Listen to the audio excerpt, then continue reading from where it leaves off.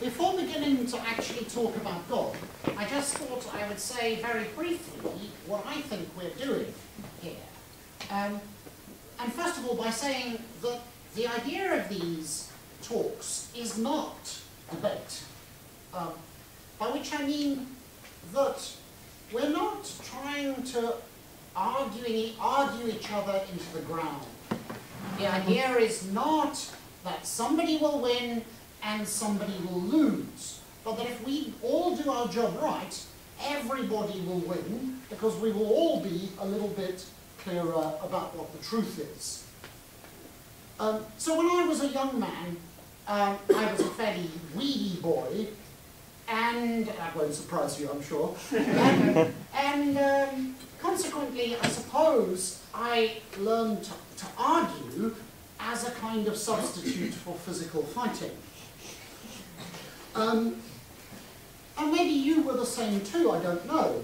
But either way, we're going to try to set that side of us aside.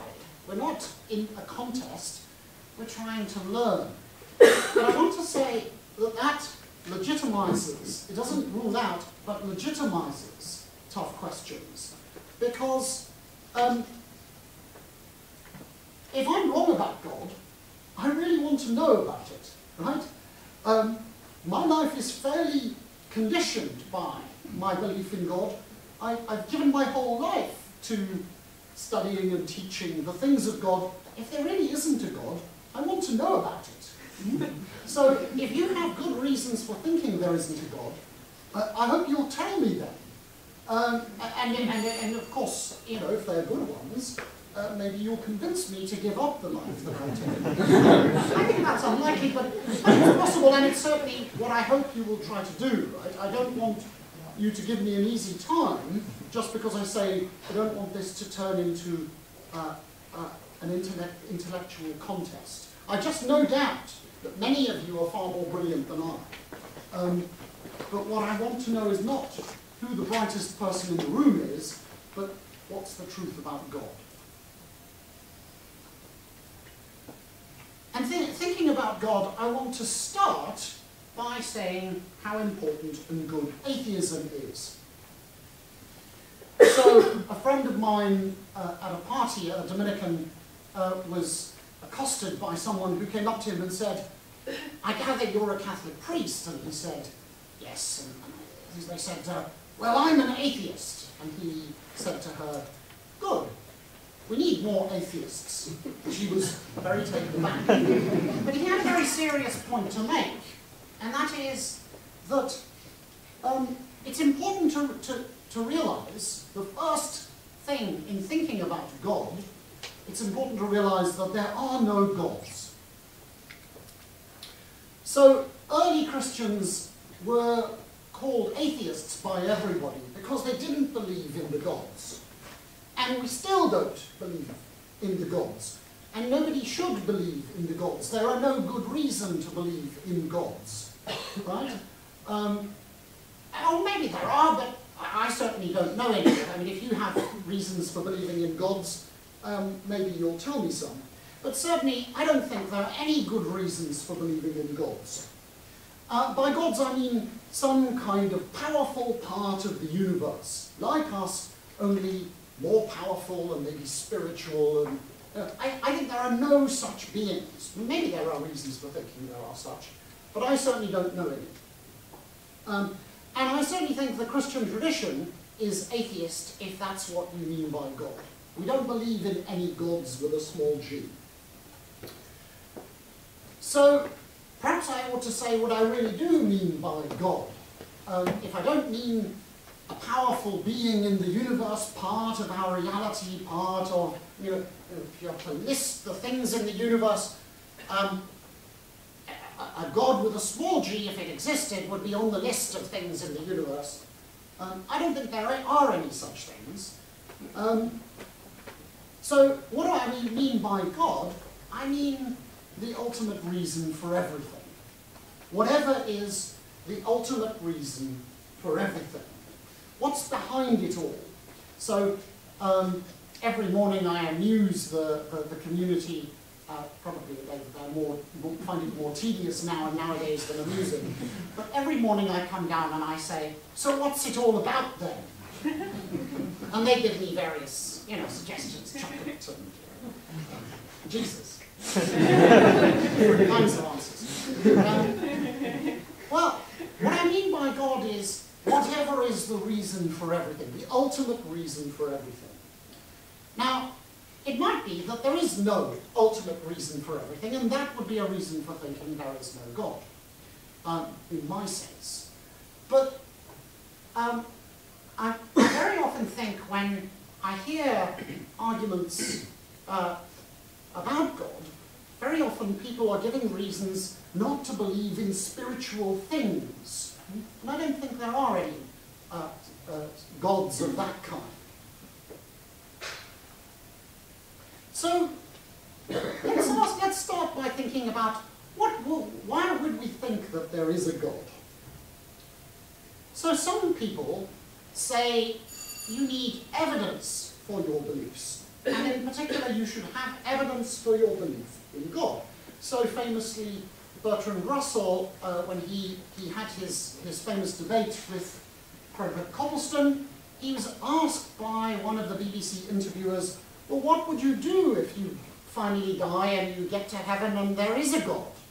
And he said, I would say to God, not enough evidence, God. Not enough evidence.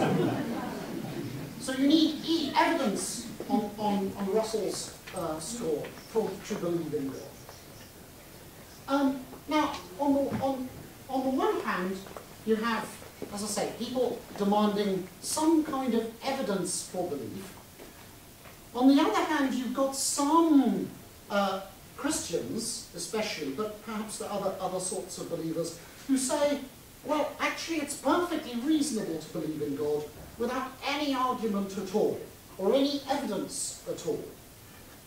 So if you're interested in following this up, this is a view that was put forward by a man called Alvin Plantinga, who's a philosopher in the United States. So he thought it was perfectly reasonable, or still thinks, it's perfectly reasonable to believe in God with literally no evidence at all. And the analogy that he draws is between the way in which I would argue about the things that I see with my eyes. Now, if you ask me, why do you think there's a computer in front of you? Why do you think there's a lectern in front of you? Why do you think there is a hall full of people in front of you? I would look at you a bit strangely, right? There isn't any intellectual reason I could give you that's more convincing to me than the fact that I see you. No reason I could give could justify to me, let alone to you, the evidence of my senses. So Plantinga argues, well, actually, we should think of belief in God as a bit like that. People who believe in God have got, as it were, a sixth sense by which they just see that there's a God. So that, people who don't believe in God just lack this sense. They're, as it were, spiritually blind. That's Plantinga's view. Now, I think there are really good reasons for rejecting that view. I think there are really good reasons for not thinking about God like that. And if you're interested, you can ask me. I think the principal one is, it looks like it could justify anything, right? So if Charlie Brown from the Peanuts strip tells you that he believes in the Great Pumpkin, couldn't he justify his belief in the Great Pumpkin in just the way that I've justified the belief in God to you? So I don't think that works as a justification, and I actually think you should have reasons for the things that you believe. Now, notice I said reasons and not evidence, okay? And that's important, because very often evidence isn't the right kind of thing, or at least if you mean by evidence scientific evidence, evidence isn't the right kind of thing to be looking for in every situation. Well, for a start, why not? Well, for a start, if I need evidence for the things that I believe, don't I need evidence for my evidence? And evidence for my evidence for my evidence, and so on. Right? So it looks like you couldn't have evidence for everything that you believe. There must come some point at which you're willing to accept things at face value, right? Without some further justification. So I don't think evidence is quite the right thing to want to demand of belief. But I think we should have reasons for the things we believe. So when somebody asks you, why do you believe that? You should be able to come up with some kind of reason. And I think, actually, when you ask religious people why they believe in God, they do have reasons. Not, as it were, knockdown reasons, perhaps, that everybody ought to accept, but nevertheless, reasons of a certain kind. And so I think, you know, we should be able to respond to, well, why believe that? But I think religious people can do that. Now, doesn't my demand that you should be able to answer the question, well, why do you believe that? Doesn't that violate my principle that I just enunciated, that justification has to stop somewhere, right? You have to have some point at which you don't have to justify. Well, not necessarily. Maybe there are justifications, for example, which aren't further beliefs. Maybe some of my beliefs are just justified by the way I live my life, for example. They're founded in the things I do. I show that I believe that this is my hand just by waving it about and picking up coffee cups and doing other things. Right. So what kinds of things, if I think that evidence is too, or especially scientific evidence, is too narrow a way of justifying your beliefs, what other kinds of things might justify them?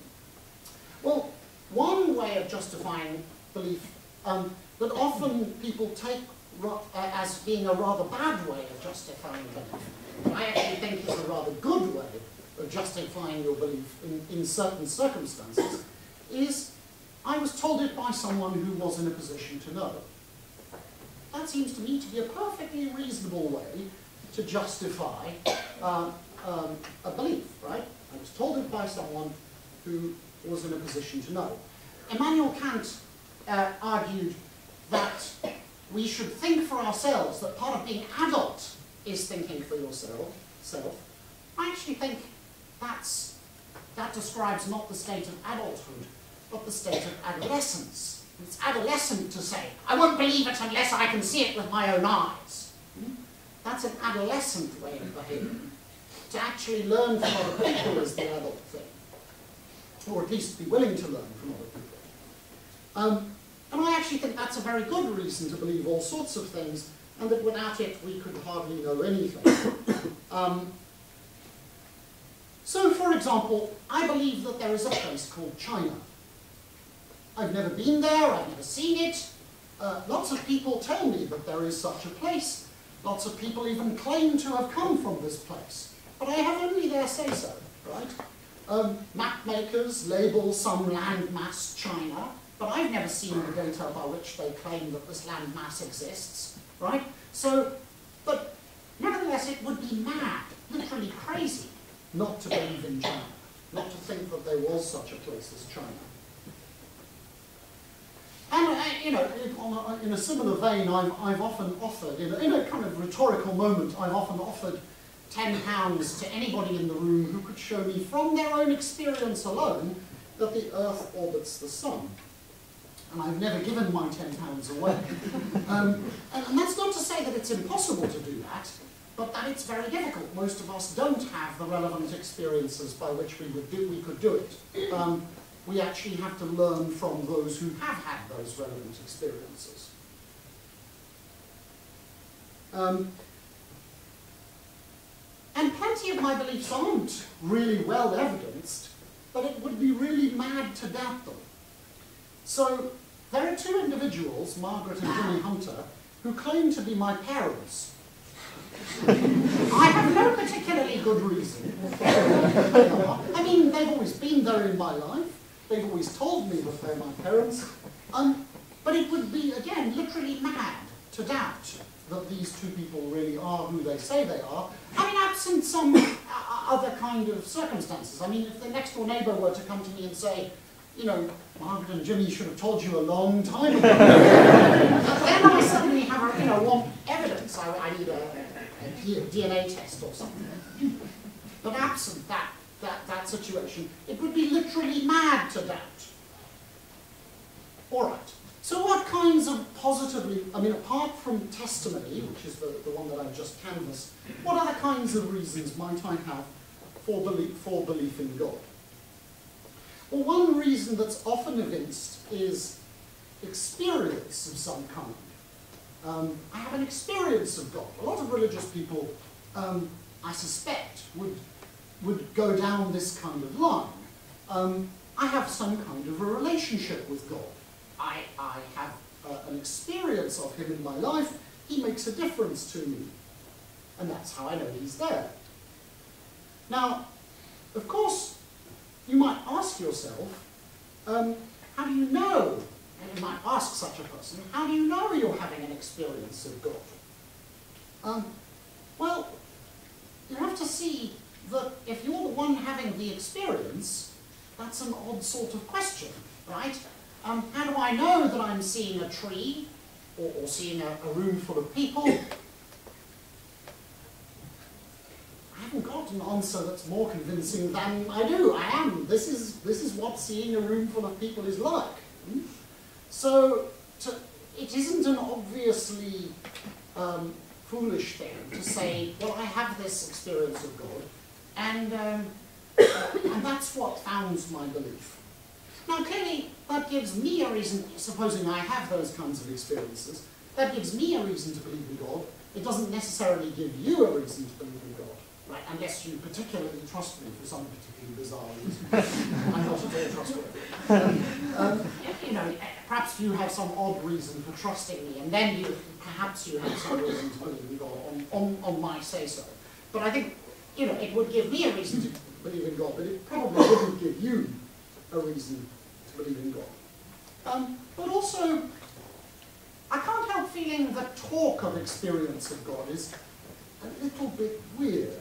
I mean, I don't talk about experiencing a room of people. I talk about seeing them or smelling them. I don't talk about experiencing a tree. I talk about seeing it. And so there's something odd going on in saying that I have an experience of God. And so we might wonder whether the analogy between the business of seeing something or experiencing something in a sensual way and experiencing God is really as close as people who make this kind of argument make out. But nevertheless, as I say, as a subjective reason to believe something, that you have an experience, believe in the existence of something, that you have an experience of it looks to me like a really strong personal reason for believing in that thing, right? But of course it doesn't help you if you don't have those kinds of experiences. So, what other kinds of reasons might we have for belief in God? Well, classically, I mean, down the centuries, probably the most influential reason that's been offered is that somehow the world points beyond itself. There's a kind of depth or transcendence to life that somehow points beyond the mundane, points beyond the things that we see. Now that's not an unreasonable way of finding out about something that I have no experience of, right? If you're I once upon a time was a physicist. If you want to know about electrons, you can't experience electrons directly. You see them as tracks in a bubble chamber or whatever it might be. You have indirect reasons for believing in the existence of electrons, but nevertheless good ones, right? I believe in electrons. There are such things. I'm not quite sure what they are, but I certainly think they exist. So, all sorts of ordinary experiences of life might make us think that there's more to life than this. I think that's quite a common experience. So, lots of people perhaps, you know, you see a great, this beautiful vista and you think, oh, there must be a God. Perhaps that experience has never occurred to you. But certainly it's a very common human way of relating to beauty, say. So can we make it a little bit more rigorous? Can we make that kind of way of thinking about God a little bit more serious philosophically? Well, certainly there are ways of thinking about the world which make us realize there are real questions we have about, that we can see that there are real questions, we can see they ought to have an answer, questions we can ask about the world, which, when we think about them, we realize can't have answers within the world. So, the kind of question I'm thinking of is something like, why is there something rather than nothing? And somebody like Bertrand Russell was willing to say, well, the universe is just a brute fact. It's just there and that's all. But that seems to me to be curiously unphilosophical, right? Philosophers want to know why things happen, what the reasons behind things are. And certainly when you look at the world, it doesn't look like the kind of thing that's just there and that's all. Why not? Well, because it has a certain kind of structure. It's like this and not like that. Well, why is it like this and not like that? Why is it, you know, why is the gravitational constant what it is? Why are, you know, why are the structures of matter and energy the way? Why is the world the way it is? Doesn't seem to me to be self-explanatory. Doesn't seem to me to be the kind of thing that you could say satisfactorily of it. Oh, it's just there and that's all. Now, some physicists, I think, are quite acutely aware of this idea and will try to offer an alternative, right? So, one of the people in this university, Peter Atkins, wants to say, well, actually you can have,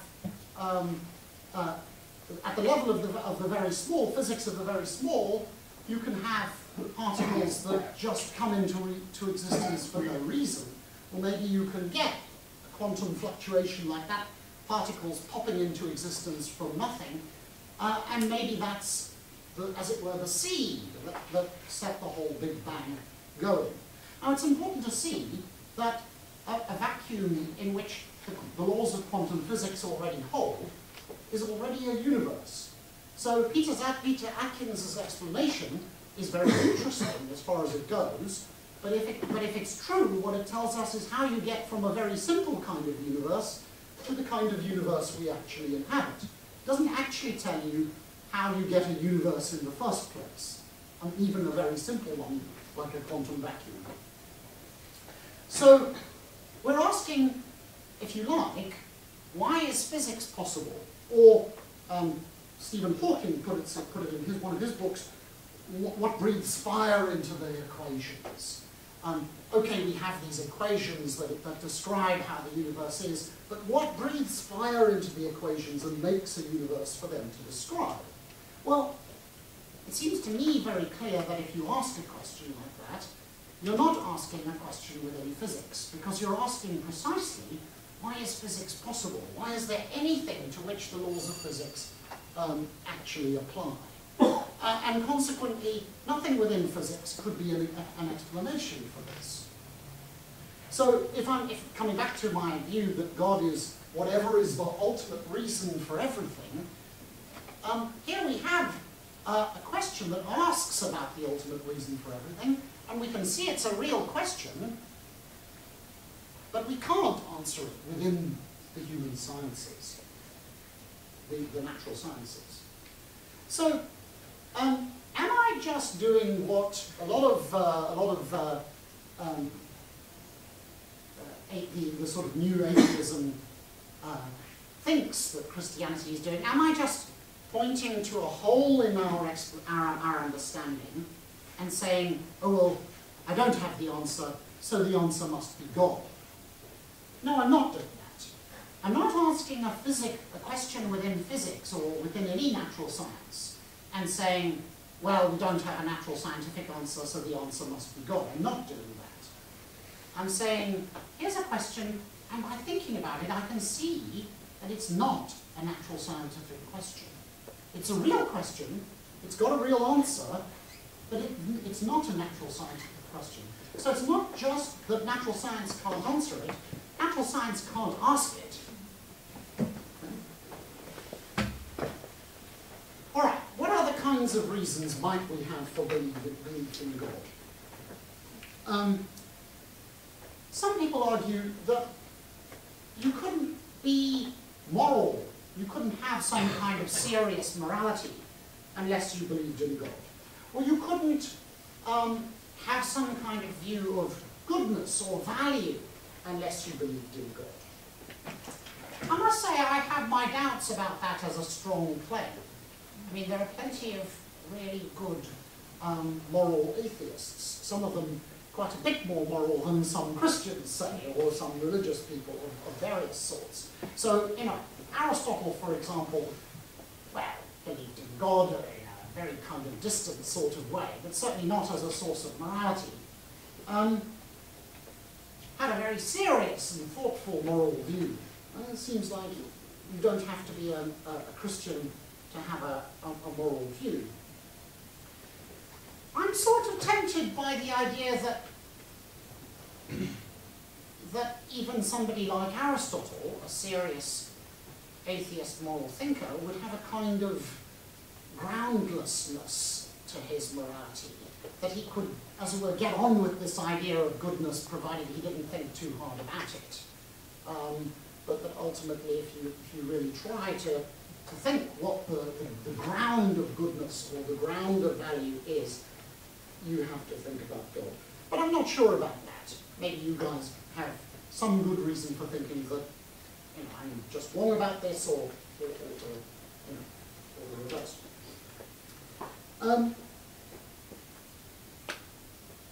Certainly, it seems to me that you could make an argument about meaning. One of my friends pointed out to me that either everything is meaningful or nothing is. I think that's true. Meaning is a kind of place within a structure, a kind of place within an overarching story. And that means you can't really have local meaning. Why not? Because as soon as you, as it were, look outside of the context in which you think that this meaning is provided, you realize, well, it isn't part of some grander story. It's ultimately meaningless. It's just, you know, some kind of local appearance of meaning. And for things to be really meaningful, they've got to ultimately fit into a story of the whole universe. For that to be true, there's got to be some ultimate reason for everything. So I think thinking about something like meaning might give us a reason for belief in God.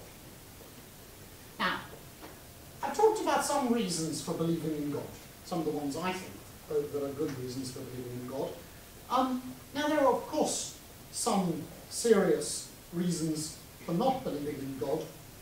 We're going to be looking at some of those in successive weeks.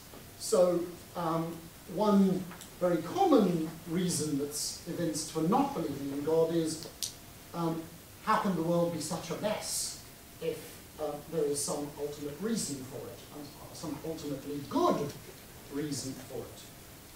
If you're interested in that particular question, troubled by it, come along to John O'Connor's talk on Is God Cruel? But I don't want to get bogged down in the questions in things that are going to be dealt with in subsequent weeks. So you'll notice I haven't said anything about why the ultimate reason for everything is the Christian God, right? Or why I think the ultimate reason for everything is the Christian God. All I've argued is there is some ultimate source of it all. There is some ultimate reason for what we see in our lives, the world that we experience. But I haven't argued at the moment in any way that that's the Christian God. I actually think you could draw out as a conclusion from, well, what sorts of things could count as the ultimate reason for everything. Well, for a start, the ultimate reason for everything can't be made up of anything. Well, why not? Because anything that's made up of anything has a structure. You can ask, well, why this structure rather than some other one? But if we're at the ultimate reason, there can't be any questions we could ask about why God's like this rather than like that. God's the ultimate reason for everything. There can't be a further reason beyond God that will explain why God is the way he is. Consequently, or why God is the way God is. Let's leave that the pronoun. So I think we could argue from the fact that something is the ultimate reason for everything to all kinds of properties of that thing. I haven't done that, but if you're interested in the discussion, we can go through some of those kinds of arguments. I think there are reasonable reasons for example, for thinking that the ultimate reason for everything is good.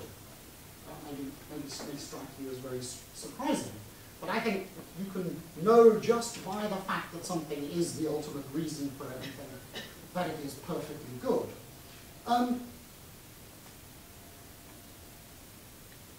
So there is still some kind of thing that's got to happen. I can see that there's got to be an ultimate reason for everything. There's got to be God in that sense.